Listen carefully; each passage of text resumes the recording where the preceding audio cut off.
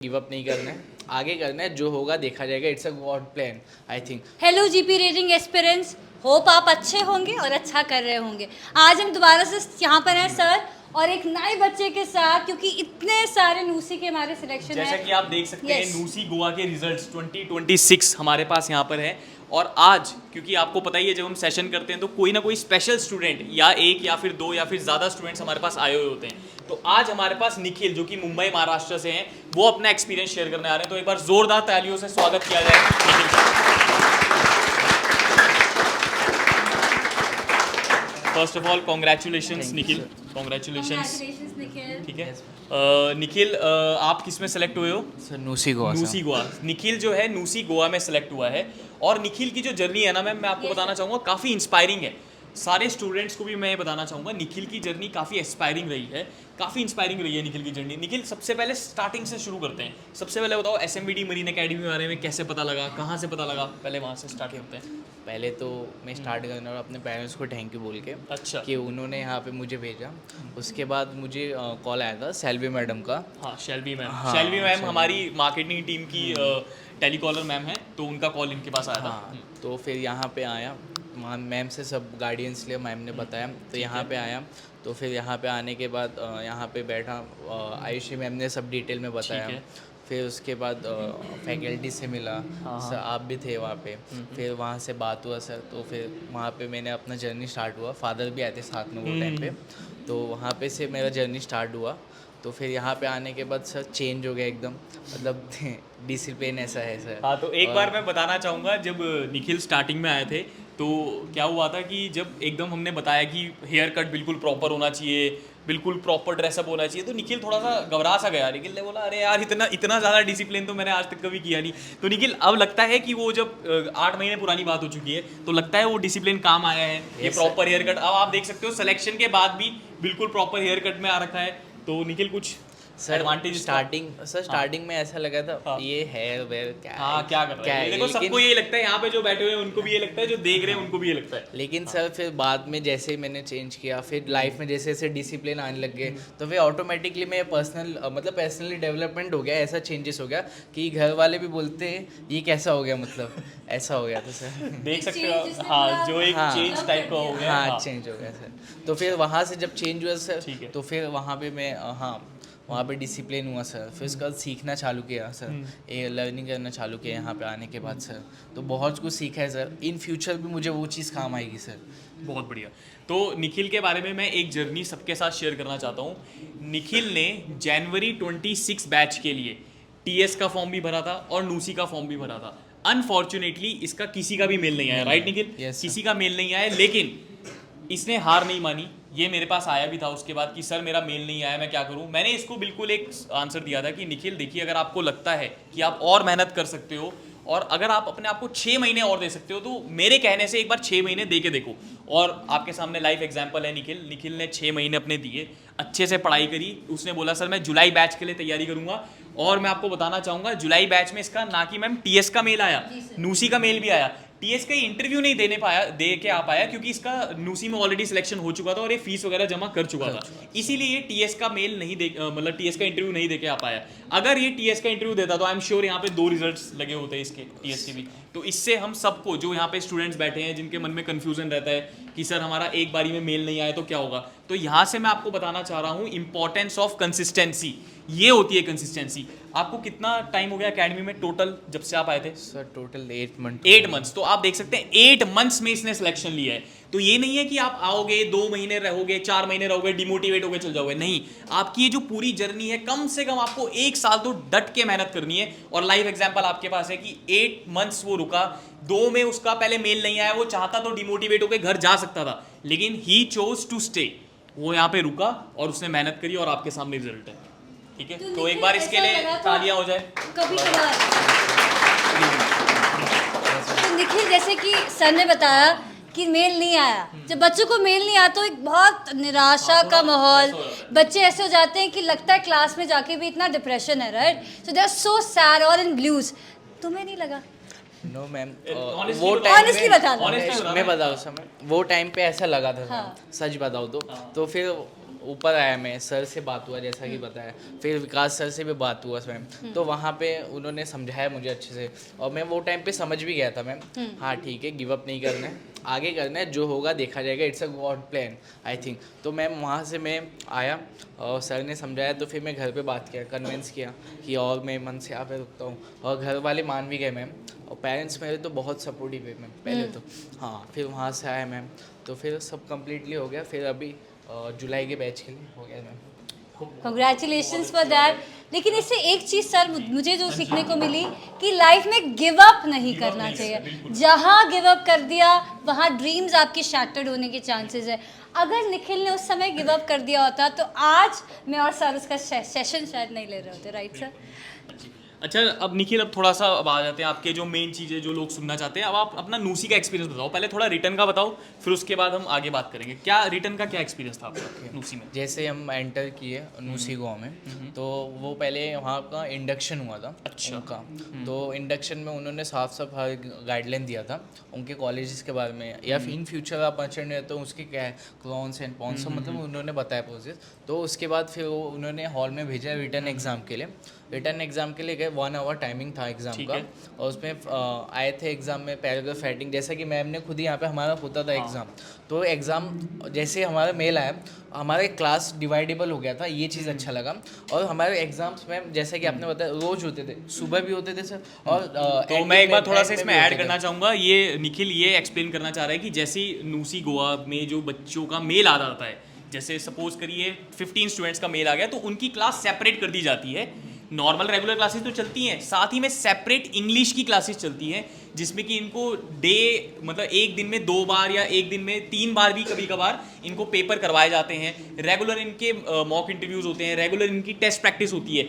अच्छा, बस मेरे को ये बताओ कि जो भी वहाँ आया था, अभी डिटेल में मैम डिस्कस करेगी, है ना, मैम का पोर्शन है। बस मेरे को ये बताओ कि क्या यहाँ पर जो पढ़ाया गया फैकल्टीज़ द्वारा, यहाँ पे 1-to-all फीडबैक सेशंस हुए हैं, आपके मॉक इंटरव्यूज़ है, इनसे कितनी हेल्प हुई है, मेरे को ये बताओ। सर हेल्प तो बहुत ज़्यादा हुई है सर, एग्ज़ाम्स को लेके, इंटरव्यू को लेके, वहाँ पे कैसा डिसिप्लिन बिहेवियर करना है in the front of interview, तो सर ओवरऑल पूरा हेल्प हुआ अच्छा खासा सर। तो मैं यही बताना चाह रहा हूँ सब स्टूडेंट्स को जो बैठे हैं, उनको भी, जो देख रहे हैं उनको भी, कि यहाँ पर SMVD मरीन एकेडमी में ये नहीं है कि आप आओगे आपको सिर्फ एक कोर्स की पर्टिकुलर तैयारी कराई जाएगी, नहीं, आपका ओवरऑल एक पर्सनालिटी डेवलपमेंट कराया जाएगा जो कि आपके फ्यूचर में भी काम आएगा। आप इंटरव्यू में कैसे अपने आप को रिप्रेजेंट करोगे, आपकी नॉलेज पार्ट्स, एवरीथिंग। अब इसके बाद मैं चाहूँगा मैम आप थोड़ा सा इससे डिटेल पूछिए कि क्या इसके बाद नूसी गोवा में कैसा आया, क्या क्या आया, तो आप। सो निखिल, नूसी का जब मेल आया था तुम्हारे पास कि अब तुम मतलब देने जाना एग्ज़ाम और वो, तो उस समय कैसा लगा था आपको?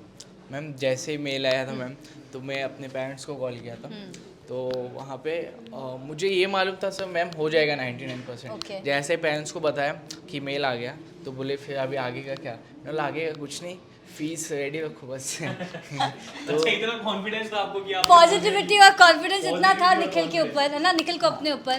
तो निखिल, जब एग्ज़ाम हम बात मानते हैं कि जब नूसी का नाम आता है तो इंग्लिश बहुत बड़ा फैक्टर बन जाता है, और ग्रामर जिसे आई थिंक 90% बच्चा जो देख रहा है और जो यहाँ बैठा है एकदम डर जाता है कि भैया कैसे सॉल्व होगा ग्रामर, राइट? सो तुम्हें डर लगा था ग्रामर को देख के? नो मैम, ग्रामर स्टार्टिंग में मैम जब मेल आया था उसके बाद लग रहा था मैम, ठीक है, कि प्रिपेयर, लेकिन जब जैसे हमारे क्लासेस चलने लग गए थे मैम, आप पढ़ा रहे थे मैम वो टाइम पे, तो वो टाइम में धीरे धीरे हाँ लग रहा है कि हो जाएगा हो जाएगा हो जाएगा बस। तो मैं आपको बता दूं, वी हैड पेपर्स, 2-2 क्लासेस हम लेते थे, 2-2 बार पेपर सॉल्व हम कराते थे ताकि बच्चा पैटर्न से बिल्कुल फेमिलराइज हो जाए, बिल्कुल फेमिलर हो जाए उसके द्वारा। और उसके बाद जब निखिल का मैंने पेपर चेक किया, मुझे बड़ा डर था यार, तो बड़ी गलतियां हैं जब मैं चेक कर रही थी इसका पेपर, एक्टिव पैसिव में क्या होगा इसका। लेकिन धीरे धीरे जैसे इम्प्रूवमेंट होती गई और आज हम देख रहे हैं यहाँ खड़ा हुआ है Nikhil, so that's a good job वहाँ पर। सो जब पेपर आपने देखा नूसी में, तो क्या क्या आया उस पेपर में? मैम जैसे मैंने एग्ज़ाम पहले तो पूरा चेक कर लिया मैम, तो उसमें वर्ब में कुछ कन्वर्टिंग करना था, वर्ड्स वगैरह, और पैराग्राफ राइटिंग आए थे मैम, और फ्रेजेस आए थे मैम, और सब कुछ तो इजी था, बस टॉपिक और टॉपिक और भी इजी था। वो ऐसा टॉपिक था कि जो अगर if you are the principal of your college, हाँ तो क्या तो करो। उस पे हम लोग को पैराग्राफ राइटिंग लिखना था 100 वर्ड्स का। तो वो मैंने इतना अच्छे से लिखा था ना, मुझे वो याद है। तो हर एक चीज़ प्रॉपरली किया था, मतलब स्टार्टिंग से एंड तक, एंड अच्छे से खत्म किया। हाँ कि एजुकेशन बहुत इंपॉर्टेंट है पहले तो देना, तो वो ये सब मैं सारे ऐड किया था सर। और फिर वहाँ पे सर, वहाँ पे ये है ये कि- चीजें हाँ, करके रहे थे। yes। तो निखिल, अभी निखिल ने आपने सुना होगा, बोला इजी था पेपर। पेपर देखकर तो एंजाइटी होती है ना, इजी कैसे लगा निखिल, कैसे पॉसिबल था कि इजी था, और ऊपर से ग्रामर। मैम प्रैक्टिस तो यहाँ पे एकेडमी हाँ। में हो गई थी मैम, तो उस वजह से मेरे को बहुत ज़्यादा इजी लगा वहाँ पे एग्ज़ाम। तो यहाँ का पेपर डिफिकल्ट था? यहाँ पे फर्स्ट एग्जाम में मुझे याद है मैम कैसा डर गया था मैम। I remember मैं आपको it. बोल रहा था मैम कैसे होगा। हाँ, लेकिन वहाँ पे जाने का, यहाँ पे तो प्रैक्टिस किया मैम, प्रैक्टिस करते गए तो फिर वहाँ पे जाने के बाद तो मैम यहाँ से भी इजी था मेरे को तो लग रहा है वहाँ पे। हाँ, तो ऐसा यहाँ हम लगा। डिफिकल्ट देते हैं ताकि बच्चे को ये ना लगे कि कैसे कर पाऊंगा, इसलिए इजी लगा क्योंकि प्रैक्टिस थी। Practice makes a man successful. अगर प्रैक्टिस नहीं, सर ने बोला कंसिस्टेंसी नहीं है, तो प्रॉब्लम वहाँ आ जाती है। लेकिन निखिल ने प्रैक्टिस करी, Yes, कंसिस्टेंसी थी, और एग्जाम हो पाया निखिल का, राइट। तो 5 सेक्शन थे, यस 5 सेक्शन थे, 30 मार्क्स का पेपर 30 था। marks का पेपर था, अब जब आपका ये हो गया निखिल, 45 मिनट्स थे कि 1 आवर थे? 1 आवर थे मैम। 1 आवर में दिया हाँ। आपको, तो ओके। मैम मेरा तो 25 मिनट्स में ही हो गया था एग्जाम। अच्छा, मैं आपको पहली बार बताऊं, जब पहली बार उसको पेपर दिया, ये सबसे लेट था जिसने मुझे पेपर दिया, Yes, ma'am. और वहाँ सबसे जल्दी था जो पेपर खत्म हुआ है। Yes, तो ये ट्रांसफॉर्मेशन कैसे हुआ निखिल? कुछ नहीं मैम, हाँ ये सोचा था मैम स्टडी के बाद। हाँ फर्स्ट टाइम थोड़ा सा नर्वस था मैम, लेकिन फिर उसके बाद जैसे जैसे इम्प्रूवमेंट होती गई मैम, तो एक अलग ही एक्सपीरियंस आने लग गया, कॉन्फिडेंस आने लग गया मैम, कि वहाँ जाके इजीली 25 मिनट में मैं एग्ज़ाम सबसे पहले दिया था पूरे Okay. हॉल में मैंने एग्ज़ाम। तो लेकिन अच्छा गया था Yes, एग्जाम, ma'am, पूरा अच्छा गया था। कॉन्फिडेंस था। Yes, तो ma'am. जब इंटरव्यू की बारी आई कि अब हुआ कि चलो इंटरव्यू देने जाते हैं, इंटरव्यू में सबसे पहले बच्चा डरता है कि हम एक नई जर्नी से मिल रहे हैं, we meeting a new person out there. तो एक एंजाइटी होती है ना, हमें भी होती है सर, जब एक नया व्यक्ति से आप मिलेंगे और करेंगे। आपको वो एंजाइटी हुई थी? नो मैम, एंजाइटी ने फर्स्ट नंबर मेरा ही था ma'am interview okay, first number. तो मैम वहाँ पे गया, पहले तो डॉक्यूमेंट वगैरह चेक हुए मैम, फिर वहाँ पे 3 पैनल से ऑडिटोरियम थे, और उससे स्टूडेंट सामने बैठते, और यहाँ पे सामने हॉल में होते 3 पैनल थे, फर्स्ट सेकंड थर्ड। तो मैं जैसे ही गया पैनल में, तो जो 2 इंटरव्यू थे वो केरला से थे मैम। ओके। हाँ, तो उनकी इंग्लिश मैम ऐसा फेंक रहे थे मैं कि थोड़ा आउट ऑफ से, लेकिन वहाँ पे मैंने अपने आप को संभाला। और वो जो बगल वाले थे मैम, उन्होंने तो कुछ रिएक्ट ही नहीं कर रहे थे स्टार्टिंग में, मतलब दोनों इंटरव्यू देख ही नहीं रहे थे। मतलब जब मैं इंट्रोडक्शन अपना स्टार्ट किया मैम, तो मैं बोला ये लोग देख नहीं रहे मैम। तो फिर जैसे जैसे ये वाले इंटरव्यू थे, तो उन्होंने देखना चाहा, तो थोड़ा कॉन्फिडेंस आया, आते गया। उसके बाद मैम गया, इंट्रोडक्शन दिया, फिर फादर प्रोफेशन में पूछे, फिर जो बाजू वाले थे, तो ये आप फर्स्ट है आपका? तो मैंने बोला नो सर, सेकंड टाइम में, फर्स्ट टाइम में मेल रिसीव नहीं हुआ था। तो फिर बोले अच्छा। तो फिर इन्होंने बगल वाले ने पूछा कि ओके, फादर प्रोफेशन पूछा, उसके बाद पैराग्राफ राइटिंग पढ़वाया। और वो जो पैराग्राफ थी मैम, वो हमारे उत्तराखंड की थी, उत्तराखंड की वो बात भी में समर सीजन के ऊपर समर थी। सीजन के Yes, ऊपर, अच्छा। तो फिर यहाँ पे था सर 8 महीने से, तो एक्सपीरियंस हो गया था। तो उनको प्रॉब्लम नहीं हुई? हाँ प्रॉब्लम, उनको इतना अच्छे समझाया, तो बोले गुड विजिट करना पड़ेगा उत्तराखंड, इतना अच्छा है। हाँ तो वो रियल एक्सपीरियंस हाँ, पूरा कैटर करके क्या- उनको हाँ, दे दिया, राइट? हाँ, फिर उसके बाद उन्होंने ये एजुकेशन के बारे में मेरे पूछा। फिर उसके बाद बोले ठीक है, ऐसा डॉक्यूमेंट था मेरा, ऐसा बोले ठीक है आप जाओ। तो वहाँ से सर, वहाँ से मैं जब निकला, तो मैंने बोला अच्छा गया है, हाँ अच्छा गया सोचा। फिर वहाँ डॉक्यूमेंट के सामने, पैनल के सामने से ही जाना पड़ता है, तो मैं थोड़ा मस्ती में जा रहा था। वो चीज़ एक है 2 फ्रेंड में, वो बाद में मेरे को बताया जब सिलेक्शन होने के बाद। तो मैं थोड़ा मस्ती में जा रहा था कि अच्छा गया, इतना कॉन्फिडेंट था सर। तो वहाँ पे मैं जा, तो पीछे जो इंटरव्यू था वो सेम मेरा ही एक्टिंग कर रहा था मैम, जैसा मैं जा रहा था, और वो हंस रहा था। और वो टाइम में मुझे बताया नहीं मेरे फ्रेंड ने, वो बाद में बताया। मैंने बोला अच्छा। सो दे ऑब्जर्व यू, है ना? तो इससे वो आप आपको लोगों के observe लिए एक करते हैं। चीज पता चली है, जब तक फाइनल सिलेक्शन नहीं हो जाता तब तक मस्ती नहीं मारनी है, ठीक है? अगर आपका इंटरव्यू अच्छा भी चला गया, उसके बाद भी डिसेंटली ही जाना है, जिस डिसेंसी से आप आए थे उसी डिसेंसी से जाना है। तो ये आज हमें एक नई चीज सीखने को मिली है निखिल के थ्रू। ऑब्जर्व होता है इससे, मतलब आप एंटर करने से लेकर Exit जाने तक, एग्जिट तक, you are been observe. So your body language, matters. क्या करती है मैटर? करती है मैटर भाई बॉडी लैंग्वेज। और एक और पॉइंट इन्होंने बोला कि वो देख नहीं रहे थे पहले, जब आप गए और नर्वस हो गए Yes. तो आपने जब बोलना शुरू किया वो देख रहे थे।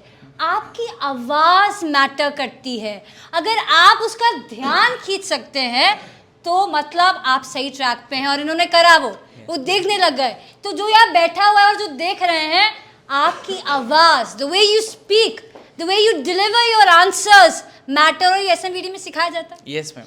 बिल्कुल सिखाया जाता है ना।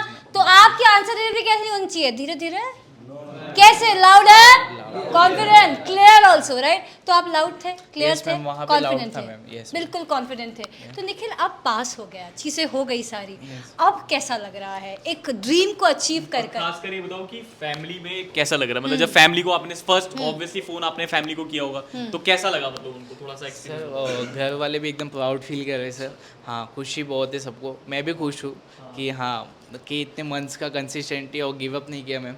सर इस वजह से मैं यहाँ पे आया, तो आज अभी सिलेक्ट हो गया। हाँ, तो अब जैसे आपने पूरी निखिल की जर्नी सुनी, कंसिस्टेंट रहा ये पूरी अपनी जर्नी में, हार्ड वर्क इसने किया है, तो इसकी जर्नी से हम लोगों को क्या सीखने को मिलता है कि कंसिस्टेंसी, हार्ड वर्क अगर आप करोगे तो आज नहीं तो कल एक बार मेल आएगा, नहीं आएगा, कभी कभार ये भी हो सकता है। देखिए आपको बिल्कुल एकदम रियलिटी को एक्सेप्ट करना होगा कि हर बार मेल नहीं आता है, ये है ना सामने। हम ऐसे तो नहीं बोल सकते कि नहीं आप पेपर भरो आपका मेल आएगा, नहीं आएगा, कभी कभार मेल नहीं भी आता, लेकिन आपको लगातार लगे रह रहा है। आपके हाथ में क्या है? आपके हाथ में सिर्फ मेहनत करना है और कुछ नहीं है। लेकिन इतना आपको हम गारंटी दे सकते हैं कि अगर आप रेगुलर लगे रहोगे, मेहनत करते रहोगे, तो आज नहीं तो कल आपका सिलेक्शन जरूर होगा और आप हमारे साथ सेशन करने का सौभाग्य भी प्राप्त कर सकते हो। और सर इसीलिए तो एसएमवीडी कहता है कि अगर आप इस ड्रीम में है कि आपको भी अचीव करना है तो वी आर वेलकमिंग यू। क्यों नहीं सर, हम आपको वेलकम करते हैं अपने सेशंस में, अपने न्यू बैच में, ताकि आप सीख सके मैथ्स सर के साथ, इंग्लिश सीख सके, फिजिक्स सीख सके और कन्वर्सेशन कर सके और निखिल की तरह यहाँ प्राउडली खड़े होकर कह सके आई एम कॉन्फिडेंट और मैं क्लियर कर पाया। तो इसलिए आपका स्वागत है अकेडमी में और we welcome you for the new session. और नीचे दिए गए नंबर पर ज़रूर कॉन्टैक्ट करें, क्यों ना करें सर। तो नीचे दिए गए नंबर्स पर आप कांटेक्ट कर सकते हैं और जो भी हमारा अपकमिंग बैच है वो आप ज्वाइन कर सकते हैं। और अगर आपको कोई भी अदर क्वेरी है जीपी रेटिंग से रिलेटेड, मर्चेंट नेवी से रिलेटेड, तो आप हमारी टीम को कांटेक्ट करके फ्री गाइडेंस ले सकते हैं। Thank you so much.